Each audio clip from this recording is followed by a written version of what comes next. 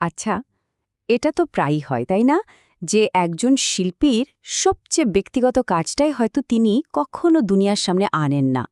আজ আমরা ঠিক এমনই একটা গল্প নিয়ে কথা বলবো, যা বহু বছর ধরে সবার চোখের আড়ালে ছিল। এই যে মঞ্চে একটা নাটক দেখছেন, এর পেছনের গল্পটা কিন্তু আজকের নয়। এটা এমন একটা উপন্যাসকে ভিত্তি করে বানানো, যা লেখা হয়েছিল প্রায় ৯০ বছর আগে। ভাবা যায়? আর আজও এটা মানুষকে সমানভাবে মুগ্ধ করে চলেছে। কিন্তু আসল প্রশ্নটা অন্য জায়গায়। এত জোরালো, এত শক্তিশালী একটা গল্প কেন? কেন এটা প্রায় ৫০ বছরেরও বেশি সময় ধরে একেবারে লোকচক্ষুর আড়ালে রাখা হয়েছিল? কি এমন ছিল এর পেছনে?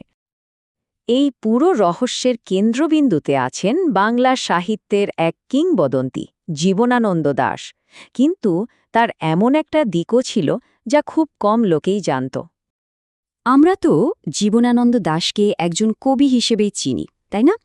আধুনিক বাংলা সাহিত্যের অন্যতম সেরা এবং জনপ্রিয় কবি। বাংলা কবিতায় আধুনিকতার ছোঁয়া এনেছিলেন তিনি।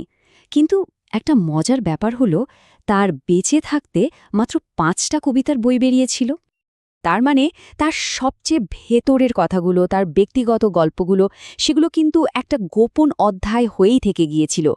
তার কবিতার আড়ালে একেবারে ঢাকা পড়েছিল। আর কোথায় ছিল জানেন? তার মৃত্যুর পর একটা পুরনো ট্রাঙ্কের ভেতর থেকে পাওয়া যায় অনেকগুলো খাতা। আর সেই খাতার পাতায় পাতায় লেখা ছিল বেশ কয়েকটা উপন্যাস, যা তিনি কোনো দিন কাউকে জানতে দেননি, একেবারে তালাবন্ধ করে রেখেছিলেন। ওই অপ্রকাশিত উপন্যাসগুলোর মধ্যেই একটা ছিল কারু বাসনা। চলুন এবার একটু গভীরে যাওয়া যাক। এই নামের মানে কি, আর কেনই বা এটা এত গুরুত্বপূর্ণ? কারুবাসনা শব্দটা ভাঙলে দাঁড়ায় কারু অর্থাৎ শিল্প, আর বাসনা মানে আকাঙ্ক্ষা, মানে শিল্পের প্রতি একটা তীব্র আকাঙ্ক্ষা বা সৃষ্টির আবেগ।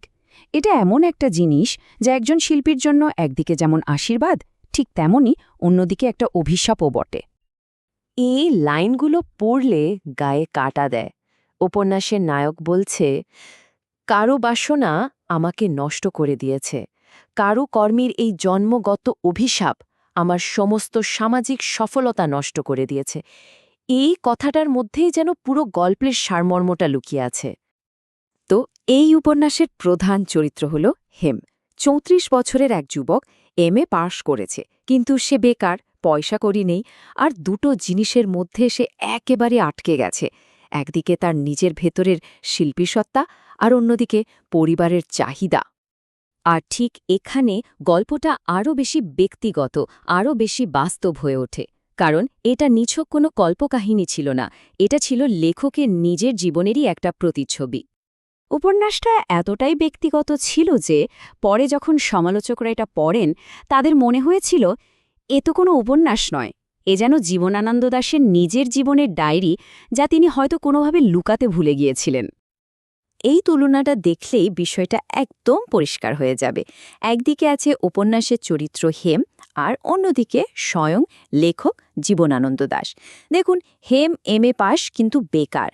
জীবনানন্দ জীবনে বহুবার বেকারত্ব আর আর্থিক সমস্যায় ভুগেছেন। হেম তার বাবার ওপর নির্ভরশীল, জীবনানন্দকেও তীব্র অর্থনৈতিক কষ্টের মধ্যে দিয়ে যেতে হয়েছে। হেমের দাম্পত্য জীবন খুব অশান্তির, জীবনানন্দের নিজের বিবাহিত জীবনও বেশ জটিল ছিল। আর সবচেয়ে বড় মিলটা হলো, হেম যেমন লুকিয়ে লিখত, জীবনানন্দ ঠিক সেভাবেই তার উপন্যাসগুলো সবার থেকে আড়াল করে লিখতেন। তাহলে ওই গোপন খাতার পাতা থেকে আজকের মঞ্চ পর্যন্ত উপন্যাসটার এই লম্বা যাত্রাটা ঠিক কেমন ছিল? এই টাইমলাইনটা একবার দেখুন। উপন্যাসটা লেখা হয়েছিল ১৯৩৩ সালে। ১৯৫৪ সালে জীবনানন্দ দাশ এক দুর্ঘটনায় মারা যান, আর তারপর তার মৃত্যুর ৩২ বছর পর ১৯৮৬ সালে গিয়ে উপন্যাসটা প্রথম বই আকারে প্রকাশিত হয়। আর আজ এত বছর পরেও এই গল্পটা নিয়ে পড়াশোনা হচ্ছে, গবেষণা হচ্ছে, আর মঞ্চে অভিনয়ও হচ্ছে। আচ্ছা, ১৯৩৩ সালে লেখা একটা গল্প আজও কেন এত জীবন্ত? কারণটা খুব সহজ। গল্পের যে মূল দ্বন্দ্বটা, মানে নিজের ভেতরের আবেগ আর বাইরের পৃথিবীর দায়িত্বের মধ্যে যে লড়াই, এটা তো চিরন্তন, এটা সবার গল্প। শেষ পর্যন্ত এই পুরো গল্পটা আমাদের সবার সামনে একটা খুব বড় প্রশ্ন রেখে যায়। একজন শিল্পীকে তার সৃষ্টির জন্য ঠিক কতটা মূল্য দিতে হয় একটা সৃজনশীল জীবনের আসল দামটা ঠিক কী